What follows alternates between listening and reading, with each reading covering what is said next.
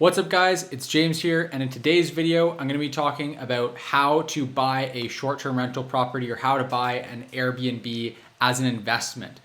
So I'm going to walk through the entire process from start to finish. This is going to be a longer video. We're going to go through absolutely every step of the process, from laying out your initial criteria, finding the property, analyzing the property, buying the property, furnishing it, renovating it, listing it, set up, all of it. So the whole kind of buying process start to finish.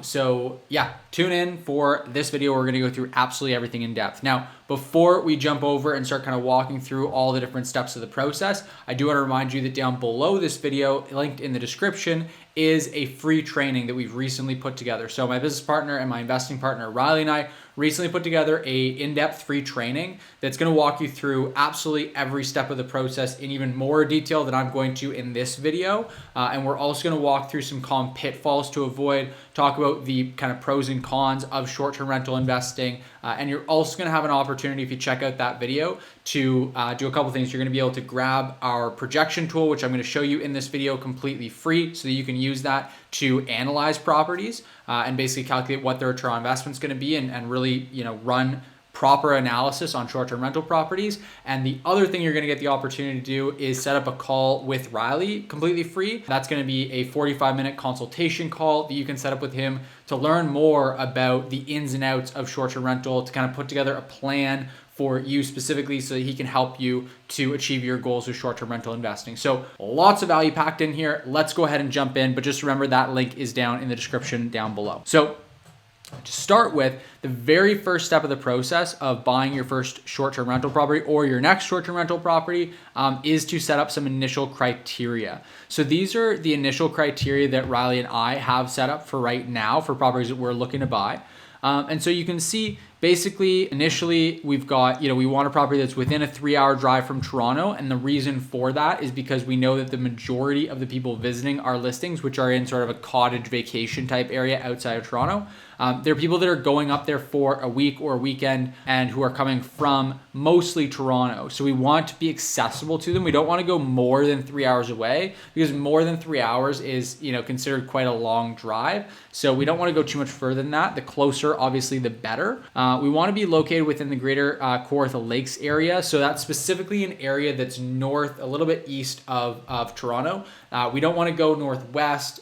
We don't want to go south because that would put us in the lake. So yeah, we don't want to go into other areas that are still 2 hours away from Toronto, but 2 hours or 3 hours in the opposite direction, because that makes it challenging for our cleaning teams to be able to get by to all of our properties really easily. So we want kind of in this bubble, and we want to be within a 1 to 2 hour drive from a small town called Buckhorn, Ontario, which is where we have another property. Because again, we just want to kind of minimize commuting distance. Honestly, we want to be within like 30 minutes to an hour really of Buckhorn.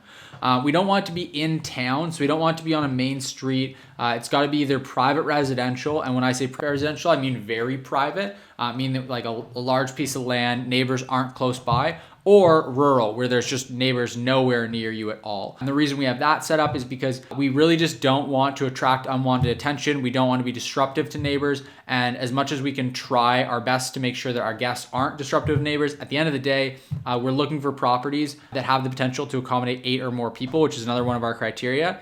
And 8 people getting together on a Tuesday night are going to be loud for your neighbors who are working the next morning, getting up early to work. Even if they're not having a party, they're not trying to be, they are just going to make more noise because they're on holiday. They're going to be, up late having fun, whatever. And so we just don't want to be disruptive to neighbors. Has acreage and or is near a lake, ideally both. Acreage is just ideal for the reason I mentioned before, as well as we can set up auxiliary dwelling units, which is something that we're working on some projects as well. And then ideally we want to be near a lake as well, just because that we found to be more desirable for in the summertime, being able to go and swim or kayak or stand up paddleboard, and in the wintertime being able to go out there and skate. So being near a lake is really great. We really don't need it to be on a lake because you pay a premium for buying those properties and you pay higher property tax there. But being on a lake isn't really that valuable to an Airbnb guest because they're not going to come and dock their boat. So as long as we're near a lake, that's great. Has potential to accommodate 8 or more people comfortably after renovations. So Riley and I are looking for properties we can renovate and build equity into. But obviously you don't have to do that. You can look for properties that are either a furnish and list property or that are completely turnkey. But for us in our area specifically, we want to be looking at 8 or more people that it can accommodate. So that means 4 or more bedrooms and 2 or more bathrooms after our renovation is complete.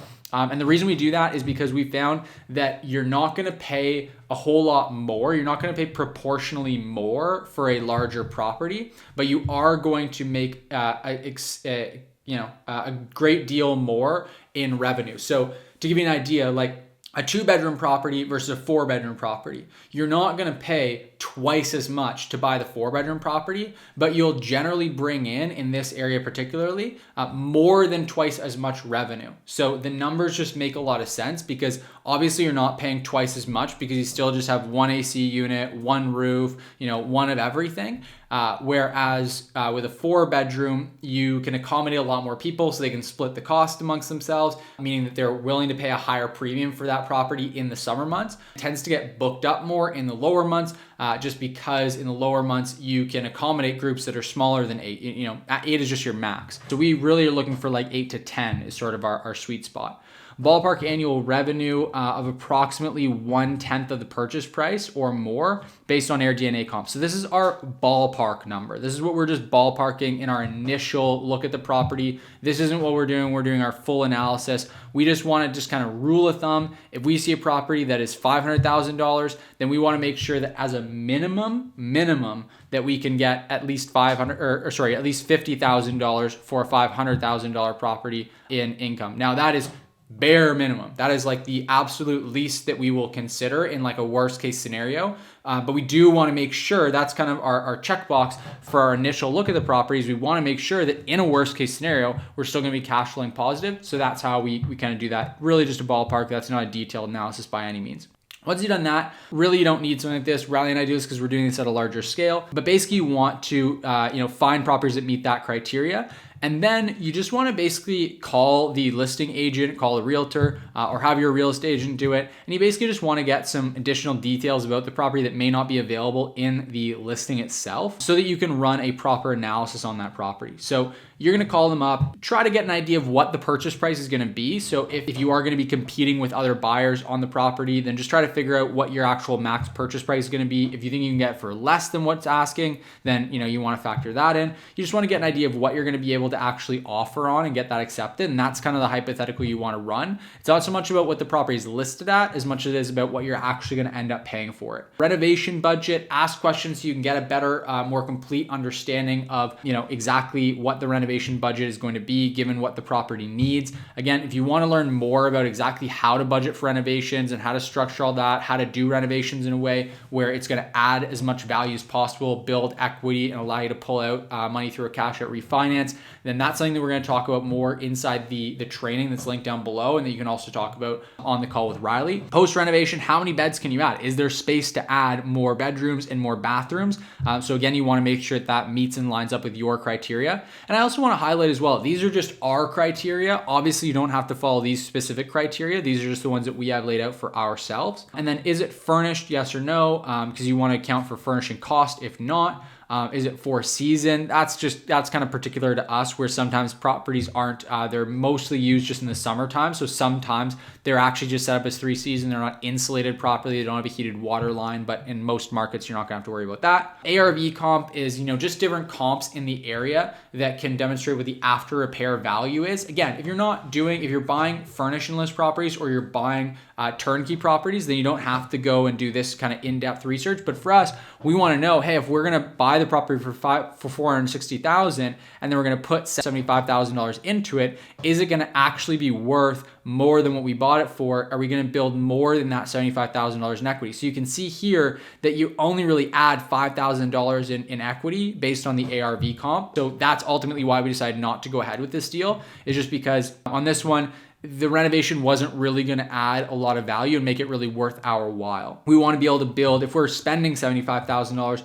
we want to see the equity in the property, the value of the property go up by more like $100,000, $150,000 in value. And then hydro expense, propane expense, any other property taxes, all the other expenses related to the property. It's just important that you know that, so you can again factor that into your analysis. And then that's when you want to actually run an analysis. So here's another property. It's the next one down here that we actually did run a more in-depth analysis on. And so you can see the purchase price here was $595. I've talked about this spreadsheet in detail in other videos. And again, if you want access to this, you can sign up for the free training that's linked in the description down below. And after that training, we're actually going to give you this spreadsheet for free as well. This is a tool that I've talked about in other videos as well. And so basically we're just running all the numbers. I'm going to go through it relatively quickly here. Basically your closing costs, your home inspection, your furniture's interior package, which basically that one is just going to be based on your estimate. So we've got a kind of tool built here that allows us to just kind of estimate how much it's going to cost for us to furnish a property based on the size, the different things we're adding on. So for this property, and all these numbers are in Canadian dollars because we're investing in a market in Canada, obviously. So for this property, it worked out to $42,000 for adding a hot tub and a sauna and doing all our furnishing, and then rehab work of about $30K, land transfer tax, which is something we have here in Canada, and then interior design and photography. So that's basically the costing section of it. Now we want to work into, you can factor in whatever your down payment percent is going to be. Again, if you want to learn more about how to structure deals and how to get them for, with seller financing or used other kind of creative financing options, get low money down, no money down type deals. That's another thing that we talk about in more detail inside the training. But, put those numbers in as it relates to you specifically. And then basically your average nightly rate and your projected occupancy rate and your annual gross revenue, that's stuff that you're gonna grab from AirDNA. So you're gonna go to that area, you're gonna look at, so for this property, it was, what was it here? We've got a 4-bedroom, 2-bathroom. So that's gonna easily accommodate, 8 to 10 people, no problem. So let's go like 4 to 5-bedroom properties for comps that can accommodate 8 to 10 people. We could probably sleep. Yeah, I mean, with 2 bathrooms, you wouldn't want to sleep more than 10 people. So let's go ahead. You can see there's 57 listings. We're going to basically look at the 75th percentile data as a kind of moderate scenario, the 90th percentile data as a best case scenario, and the 50th percentile data as a worst case scenario is generally what I like to do. And then after I do that, I also like to go and look for specific comps on AirDNA so I can see how the listings are doing, how listings are set up. Are they similar? Are they, is the photography done well? Is the listing optimized? So I can just kind of see what our competition is going to look like and what similar properties to the one that I'm looking at are actually going to go for. One other helpful tool is I like to use a tool called Air Export. I actually had our developing team build this. And this just allows you, instead of having to go through each separate one of these dots along the line and kind of add them up manually with your calculator to get your annualized number, you can basically just click a button here. You put in your 4 to 5 bedroom, right? And then we want to accommodate 8 to 10 people. And we want to pull revenue. We can also pull occupancy numbers. We can pull pricing, but let's just go ahead and download this spreadsheet. And then what it's going to do is it's just going to download a spreadsheet with all that data. So it just makes it way, way easier to run numbers. And the other thing that's cool is this only goes back to January of 2019, but AirDNA has stored data all the way back into 2018, and sometimes even further back than that. So it allows you to pull all that. So I just really like it because you can pull different trends that are happening revenue-wise. You can just analyze the numbers a lot easier, a lot more quickly. So like instead of adding all those numbers up, I want to know the 75th percentile data for properties that meet this criteria throughout the year of 2021. Boom, I can see that the sum there is $107,000. So that's our gross revenue. And I want to see, okay, what's the 90th percentile look like? Oh, it's 148,000. Way easier that way. So that's just a tool that we built called Air Export. You can go into the Chrome web store and then look for it there. And here it is. You can grab it. You can download it. We'll leave a link to that in the description down below as well. But yeah, it's a free tool. So hopefully you find that useful as well. And that's something we do when we're analyzing properties. That's what we're going to then put in here. We want to get these numbers to match up, put in your loan assumptions. And then the last kind of thing is going to be your expenses. So for expenses, you've got your cleaning expense. So you want to put in your cleaning fee per rented week. So specifically, if you're going to have 1 turnover per week, then this is just equal to 1 times your cleaning fee that you're going to be paying. If you have 2 cleaning fees a week, it's 2 times it. If you're going to average to 1.5 cleanings a week, then you want to do 1.5 times. if you're not sure what the cleaning fee is going to be, then just call a cleaning company and just ask for a quote on this property, and just give them the specifics of, the square footage, the bedrooms, the bathrooms, the location, get some numbers from some cleaning companies so you can figure out how much it's actually going to cost. Make sure you're specifically telling them it is an Airbnb cleaning so that they know they have to do all the linens, that kind of thing. And then you're going to put in all of your other expenses that you're going to have figured those ones out from speaking with the listing agent. So you can figure out yard and snow, yard maintenance, that kind of thing, your hydro expense, your electricity, your cable, internet, accounting, property taxes, homeowners insurance, all that kind of stuff. So next, now we've got all of our actual numbers. So you can figure out from there what your actual projected total cash to close is. So for this property, if we get it for 5% down, then cash to close on the property with the down payment, closing costs, those kind of things is going to be just shy of $45,000. Cash to launch the listing is going to be $117,000,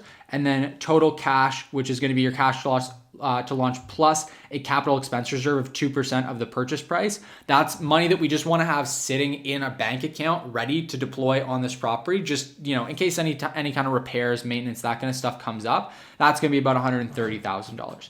And then we've got basically our cash on cash return, which for this property worked out to 24.93%. Good, not great for short-term rental. For short-term rental, my bare minimum is 20%. I don't like to do anything less than 20%, but really we can see some pretty amazing cash on cash return numbers, especially with a down payment as low as this one. So these numbers aren't actually phenomenal. Our cash on cash is generally quite a bit higher than this. Annual occupancy break even, you can kind of look at the different numbers here. Our annual cash flow on this property based on these numbers is going to be about $29,000, which is good. But for a property that we're buying for $595,000, it's not amazing to me. We bought one that I've reviewed in a separate video that so far in the first six and a half months of it operating has generated, I think $48,000 it was in profit. Actually, I've got the spreadsheet right here. What is it here? $48,000 in actual net cash flow. So, it depends on what you're buying and what area you're in, what your goals are. But this is certainly one that this property itself just isn't that interesting to me, but that's why we run this analysis. And obviously these numbers are still good. They're just not great. So for this property in particular, we didn't offer on it. And then you can figure out, how much you're going to earn from appreciation, how much you're going to earn throughout the renovation, all that kind of stuff. So you can really work out all the different numbers and get all the details. So from there, the next step obviously is to actually place an offer on the property if you are interested in it. And depending on the market conditions where you're purchasing, you either want to go in firm if you need to, but ideally you want to go in conditional on inspection. That gives you an opportunity to go and inspect the property, potentially negotiate a lower purchase price based on what comes up during the inspection. And then you're going to close on the property. You're going to then go do whatever renovations you need to do on the property and then furnish the property. So furnishing the property, I'm going to make an entire actual separate video on because there's a lot that goes into it. But the biggest thing is just being really organized and having budget in mind. You really want to make sure that when you renovate a property that you're doing so in a way that is optimal for short-term rental. So you don't want to be going, crazy with the place and, just going and spending money all over the place. There's some key areas you really do want to spend money on, and there's some key areas you don't want to spend money on. So we're going to go into more detail on that inside the training down below, but also in another video here on the channel. And then you're going to want to get it professionally photographed, get it, deep cleaned by your cleaners, then professionally photographed after it's cleaned and staged. And then you go and you create your Airbnb listing. So for the Airbnb listing, you're going to want to make sure you go through and put absolutely every detail you possibly can so that your listing is going to be really, really amazing, right? Because the more detail you give, the more it's going to be promoted by Airbnb, the higher it's going to show up in search results. So then the end result is something like this, where you've got this, beautiful property.